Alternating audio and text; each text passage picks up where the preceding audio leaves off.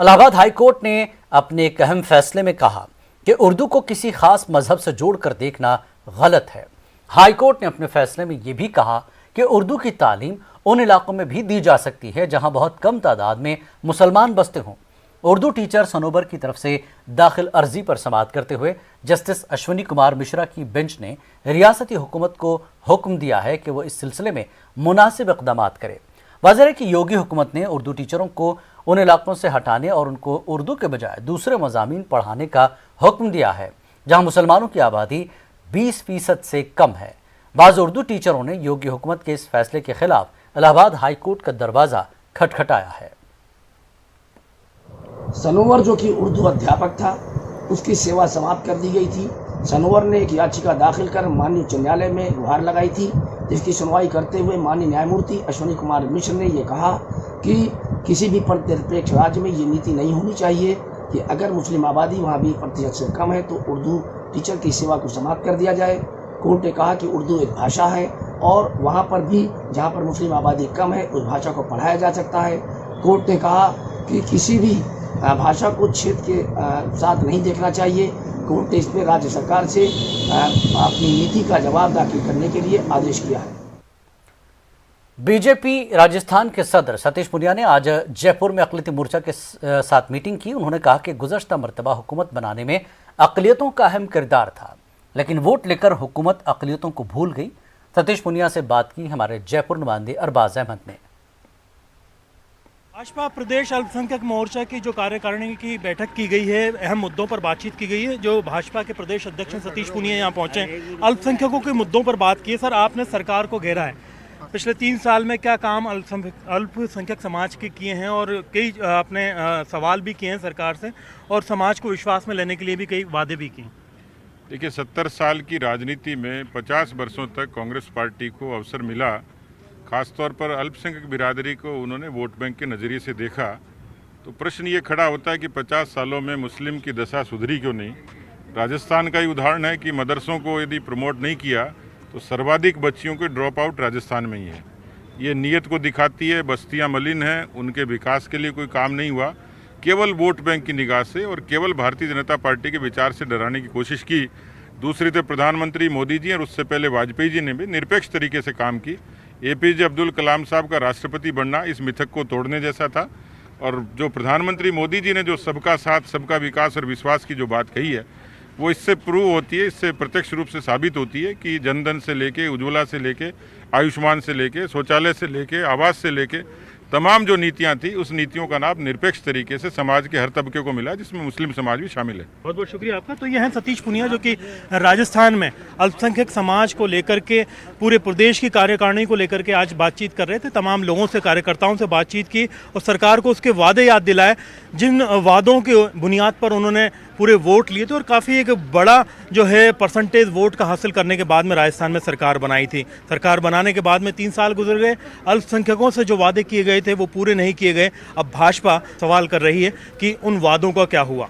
Camera person Yasin के साथ में अरबाज अहमद, न्यूज़ 18 के लिए जयपुर से।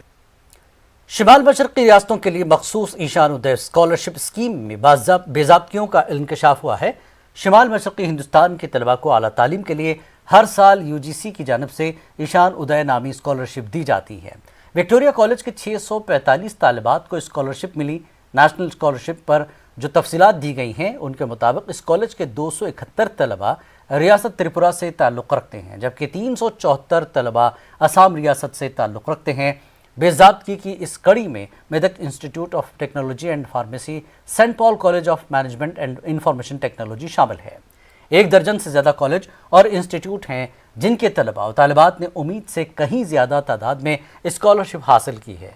हालांकि शिमाल मशरक़ी हिंदुस्तान की रियासतों के जो नामवर और मशहूर कॉलेज, यूनिवर्सिटीज़ और इंस्टीट्यूट हैं, उनके तलबा और तालिबात को कम तादाद में स्कॉलरशिप मिली है।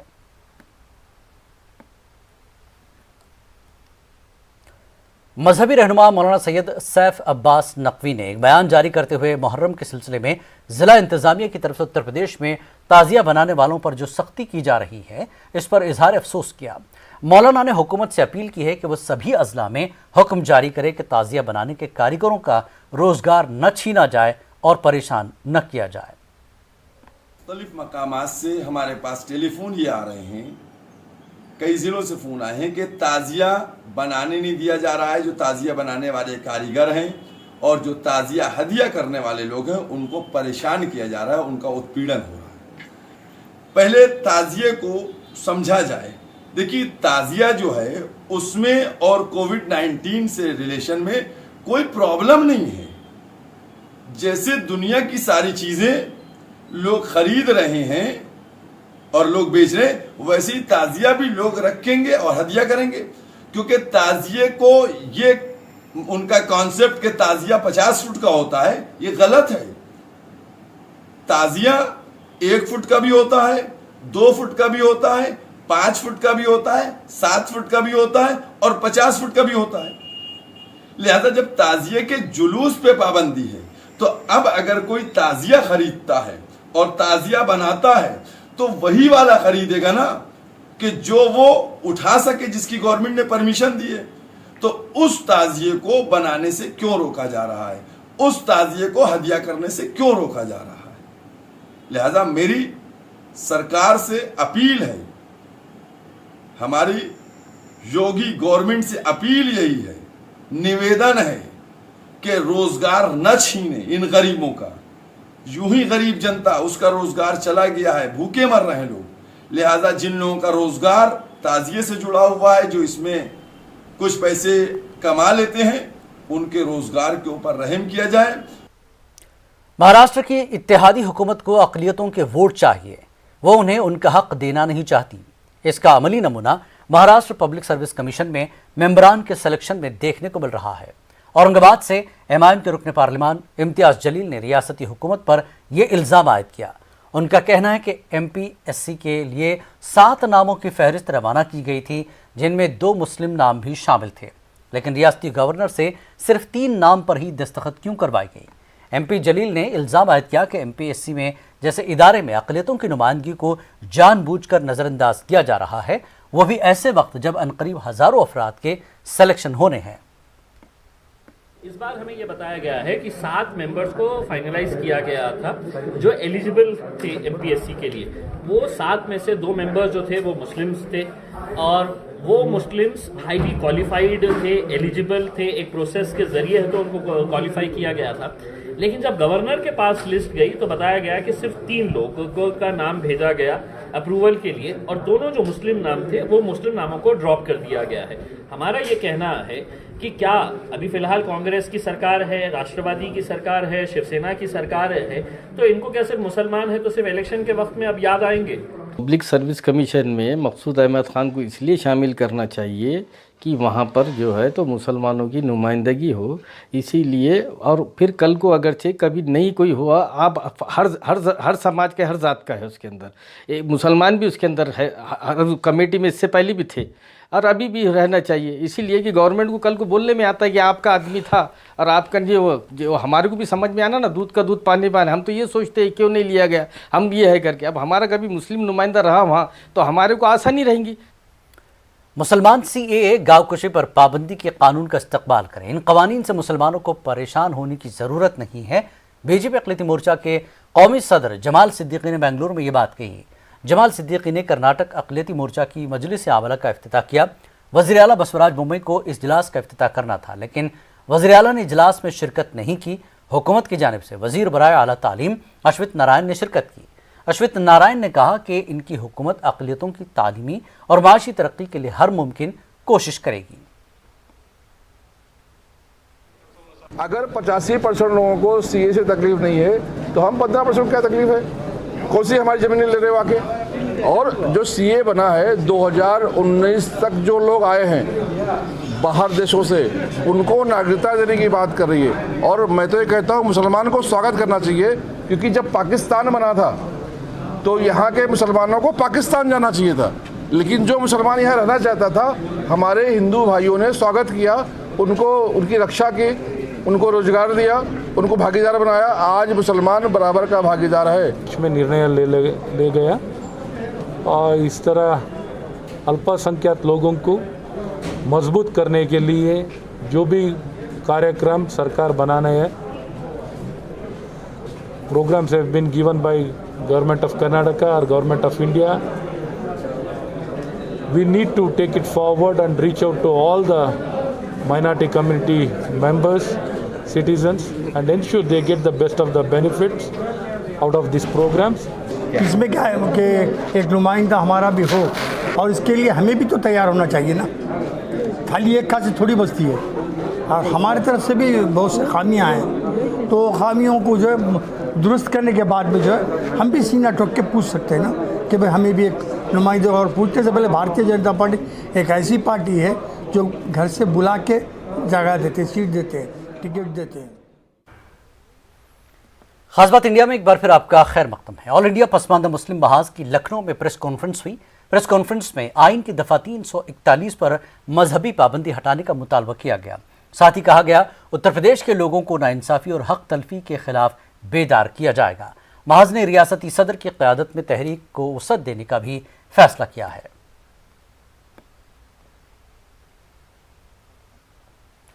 इमारत शरिया बिहार के अमीर शरीयत के इंतखाब का मामला फौरी तौर पर टल ज़रूर गया है, लेकिन अंदर ही अंदर अमीर शरीयत के सिलसिले में अरबाब हल अक़्द के अराकीन के दरमियान अपनी अपनी लॉबिंग का काम जारी है।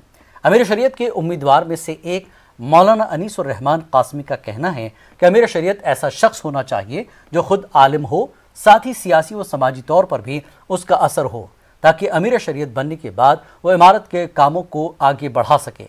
मौलाना अनीसुर रहमान कासमी का कहना है कि अमीर शरीयत इमारत के दफ्तर में अपना पूरा वक्त देने वाला होना चाहिए। अगर ऐसा नहीं होगा तो इमारत का काम ठीक से चल पाना मुश्किल होगा। जो 16-17 साल तक अमीर रहे और वो और नाजिम दोनों यहाँ रहते थे, तो पूरे 100 साल की तारीख में सबसे ज़्यादा तरक्की उनके दौर में हुई, इसलिए कि दोनों साथ रखते थे। हज़रत मौलाना वली रहमानी साहब बहुत अच्छे आलिम थे, बड़े थे, लेकिन अफसोस की बात यह है कि उनकी ज़ात से जितना फ़ायदा इमारत को होना चाहिए था लोग नहीं उठा सके, और उनके ये पूरे 5 साल के अरसे में बजट में भी इजाफा नहीं हो सका। यही वजह है। इसलिए ऐसा अमीर होना चाहिए जो यहाँ वक्त दे, सारी चीज़ों पर उसकी निगाह हो और इमारत को और उम्मत को आगे बढ़ाने का तजर्बा रखता हो। टोक्यो ओलंपिक्स में हिंदुस्तानी खवातीन हॉकी टीम कोई मेडल भले ही न जीत पाई हो, लेकिन टीम ने मुल्क के लोगों का दिल खूब जीता। खवातीन हॉकी टीम के जज्बे की चार जानिब से सताइश की गई। हमारी हॉकी टीम में कई स्टार खिलाड़ी ऐसी हैं जिनका ताल्लुक बेहद गरीब घराने से है। इनमें से एक हैं झारखंड की सिमडेगा की सलीमा टेटे।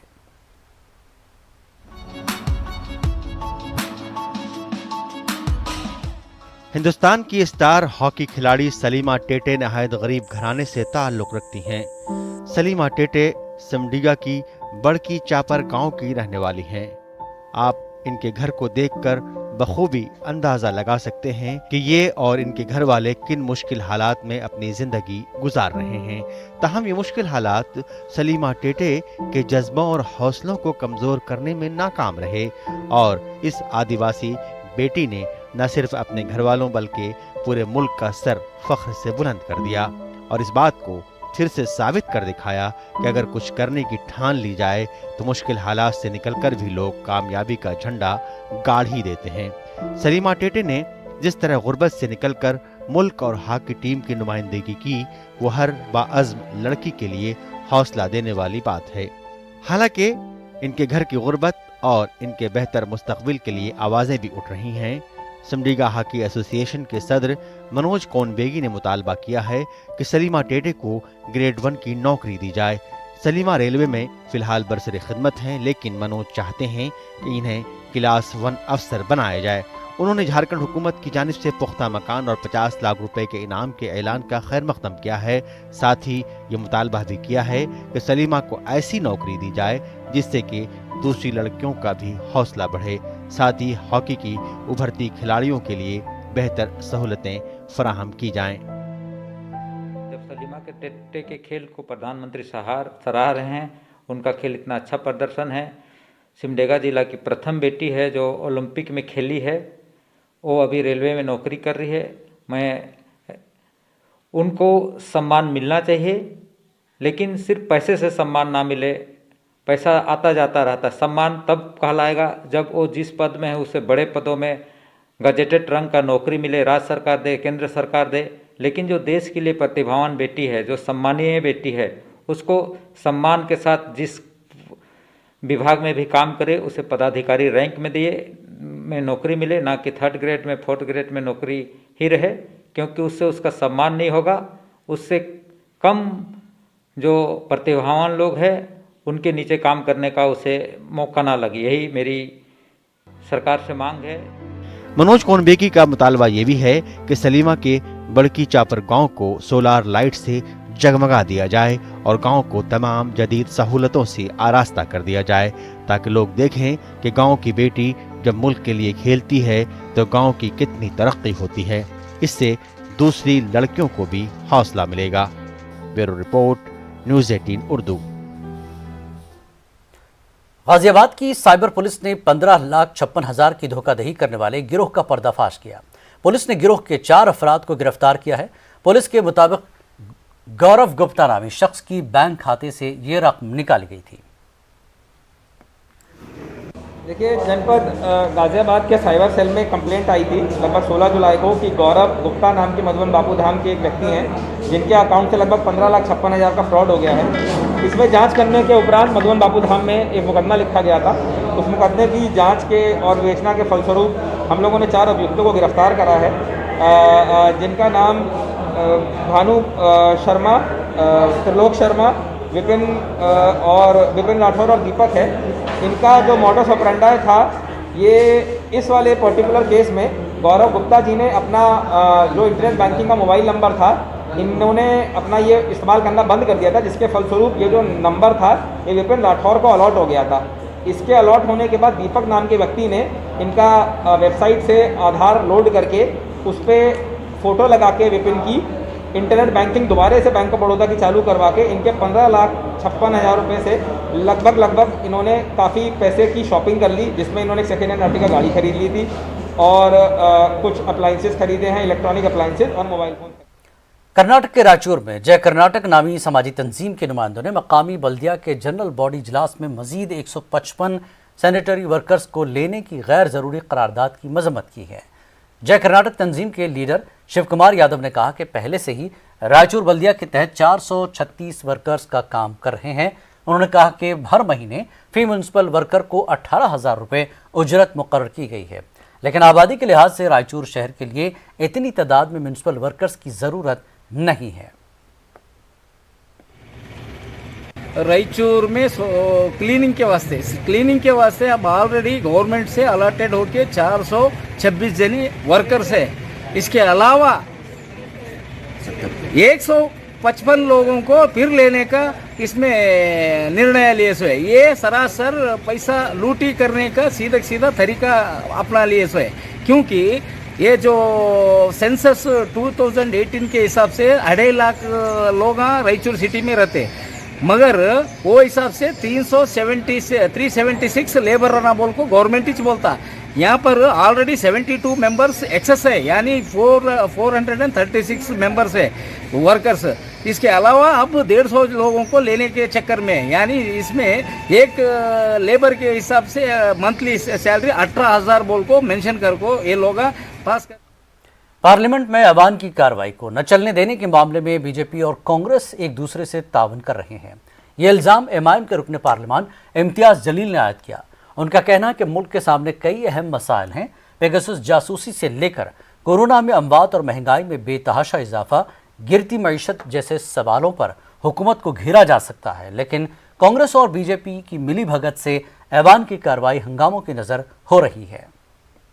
हमारा ये कहना है कि अगर बोलने का मौका मिला तो पेगासस जो सॉफ्टवेयर इजराइल से खरीदा गया है, बेचने वाले ने बोला कि मैंने हिंदुस्तान को बेचा हूं क्योंकि मेरा बहुत करीब का देश है, ऐसे 12 देशों को बेचा हूं, तो उसके ऊपर हम सवाल करेंगे। कोरोना के अंदर जो सरकार का फेलियर रहा है, लाशों को तैरते हुए हमने उत्तर प्रदेश के अंदर देखा है, औरंगाबाद के अंदर वैक्सीन आज भी अवेलेबल नहीं है। इन मुद्दों के ऊपर हम नरेंद्र मोदी साहब से सवाल करना चाह रहे थे। हम है तो पेट्रोल और डीजल, मोदी है तो मुमकिन है 100 रुपये से ऊपर चले गया है, इसके ऊपर हम सवाल करना चाह रहे थे। हम बेरोजगारी के ऊपर सवाल करना चाह रहे थे। हम इकोनॉमी जो बुरी तरीके से ठप हो गई है उसके बारे में हम बात करना चाह रहे थे, लेकिन हमको बात करने का मौका नहीं दिया जा रहा है। तो 3 हफ्ते के बाद अब हमको समझ में आ गया है कि तुम मारे जैसा करना, मैं रोए जैसा करूंगा करके ये नाटक चल रहा है करके। अब वहां पे बोलने का मौका नहीं मिला तो अब आपके सामने आके बोलेंगे, और जहां जहां पर भी मौका मिलेगा वहां पे उनसे पूछेंगे सवाल। महाराष्ट्र हुकूमत आम रिटेल दुकानों और डिपार्टमेंटल स्टोर्स पर शराब फरोख्त करने का मंसूबा बना रही है। जमात इस्लामी हिंद महाराष्ट्र ने इस पर अपने खदशात का इजहार करते हुए वज़ीर आला से अपने इस मंसूबे पर नजरसानी की अपील की है। जमात इस्लामी हिंद महाराष्ट्र ने वज़ीर आला को खत भी लिखा है। हुकूमत महाराष्ट्र ने अभी एक सर्कुलर जारी किया है जिसके मुताबिक हुकूमत अब डिपार्टमेंटल स्टोर में और आम दुकानों पर शराब फरोख्त करेगी। जमात इस्लामी महाराष्ट्र इसको गलत समझती है, इसलिए कि पैगंबर सल्लल्लाहु अलैहि वसल्लम ने जो बात इरशाद फरमाई वो ये है कि शराब ये बुराइयों की जड़ है, जननी है। और आप जानते हैं कि इस वक्त शराब की वजह से बहुत सारे नुकसानात हमारी रियासत को भी और पूरे मुल्क को हो रहे हैं। एक रिपोर्ट WHO की जो हमारे सामने आई है वो चौंका देने वाली है। उस रिपोर्ट के मुताबिक शराब नोशी से 2,60,000 हिंदुस्तानियों की जान जाती है हर साल। इसमें से 1 लाख सड़क हादसे में लोग मरते हैं, कैंसर से 30,000 लोग मरते हैं, और भी बहुत सारे मसाइल शराब की वजह से होते हैं। शराब की वजह से कई घर तबाह हो रहे हैं। जमात इस्लामी महाराष्ट्र हुकूमत महाराष्ट्र से ये मुतालबा करती है कि जो उन्होंने अभी हुक्मनामा जारी किया है या करने वाली है तो वो इस पर असर-ए-नौ गौर करें, इसलिए कि शराब की वजह से उनके रिन्यू में इजाफा तो ज़रूर होगा लेकिन इसके परिणाम इंतहाई ख़तरनाक होंगे।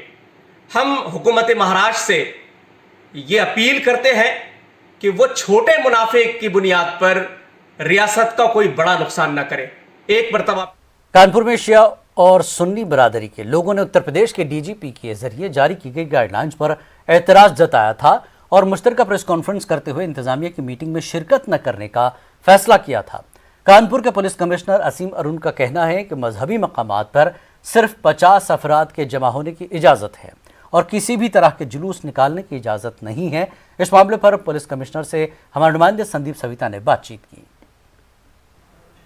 उत्तर प्रदेश शासन ने मुहर्रम को लेकर गाइडलाइन जारी की, जिसके बाद सिया समुदाय और सुन्नी समुदाय में आपत्ति हुई, जिसके बाद प्रेस कॉन्फ्रेंस हुई और ये तय हुआ कि वो किसी भी मीटिंग में शामिल नहीं होंगे। हमारे साथ कमिश्नर साहब मौजूद हैं, आइए उनसे बात करते हैं। सर, आपने भी गाइडलाइन जारी की है, लेकिन यहाँ पर जो बैठक हुई है सिया और सुन्नी समुदाय के लोगों की, उनका कहना है कि वो लोग किसी भी मीटिंग में शामिल नहीं होंगे, और आपकी क्या गाइडलाइन है? गाइडलाइन वो है जो शासन द्वारा निर्धारित की गई हैं।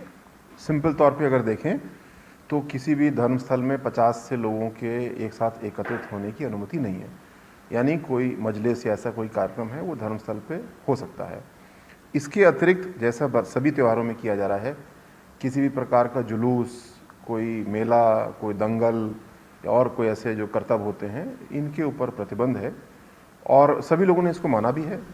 प्रत्येक थानावार इसकी बैठकें हो रही हैं, कहीं पे थाने पे, कहीं पे ऑनलाइन, दोनों में ही लोग शामिल हो रहे हैं। किसी चंद लोगों ने कहा होगा ऐसा कि वो सम्मिलित नहीं होंगे, लेकिन हर थाने पे हमारा अनुभव है कि लोग आगे बढ़ के आ रहे हैं और जो गाइडलाइन है उस पर कहीं किसी को प्रतिवाद नहीं है, लोग खुशी से उसको मानने के तैयार हैं। नेटवर्क 18 फेडरल बैंक संजीवनी गाड़ियां पूरे मुल्क में कोरोना वायरस से मुतासर अजला में गश्त कर रही हैं। वैक्सीन की अहमियत के हवाले से बेदारी लाने की हमारी कोशिशों को आपकी तायद की अशद ज़रूरत है। आइए एक नज़र डालते हैं कि संजीवनी गाड़ियां किन इलाकों में है।